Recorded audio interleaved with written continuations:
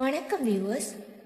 எமது விபாக்கியா சேனலிற்கு நீங்கள் தொடர்ந்து அளித்து வரும் ஆதரவிற்கு எமது மனமார்ந்த நன்றிகள். திருக்கார்த்திகை வழிபாடு.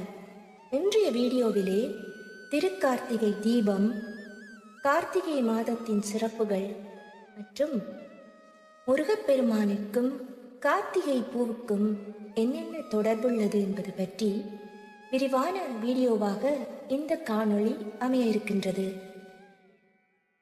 ஜோதியே வடிவமாகிய இறைவனை விரதம் இருந்து பூஜித்து தீபமேற்றி பிரார்த்தனை பண்ணி வணங்குவதே கார்த்திகை தீப வழிபாடாகும்.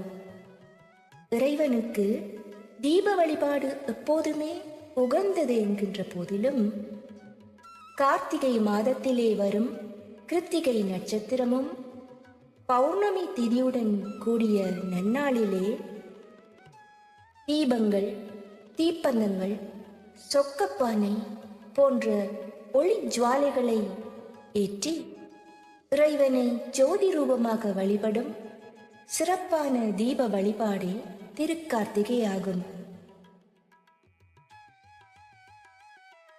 அன்றைய தினம் இறைவன் ஒளிப்பிழம்பாக தோன்றி பக்தர்களுக்கு அருள் பாலிப்பார் என்பதே ஐதீகமாகும். ஆரம்ப காலங்களிலே தீபங்களை வரிசையாக ஏற்றி வழிபடும் இந்த திருக்கார்த்திகை பண்டிகையானது பின்னாளிலே அனைத்து பக்தர்களும் தீபம், கிரிவலம், ஜோதி, விளக்கீடு, கார்த்திகை தீபம் என பலவாறாக இறைவனை வணங்கும் கோலாகலமான தீப திருநாளாக கொண்டாடப்பட்டு வருகின்றது. இருள் அகற்றுவது ஒளி. அத்தகைய ஒளியானது பஞ்சமாபாதகங்களான கொலை, களவு, மது, மாது, குரு நிந்தனை போன்ற பாவச் செயல்களையோ அல்லது அதற்கு ஈடான சிந்தனைகளையோ எமது மனத்தின் அகத்திலே ஏற்படாமல் இருக்கவும், நேர் வழியில் எம் சிந்தனைகளை இட்டுச் செல்லவும் வழிகாட்டும் ஒளியாகும்.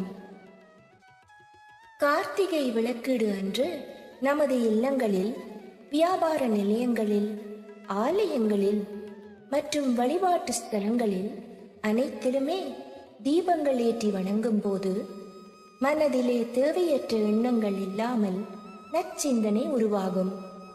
புத்துணர்வுடன் உற்சாகமாக நமது பணிகளை நிறைவேற்றி பிரகாசமான வாழ்வு வாழலாம்.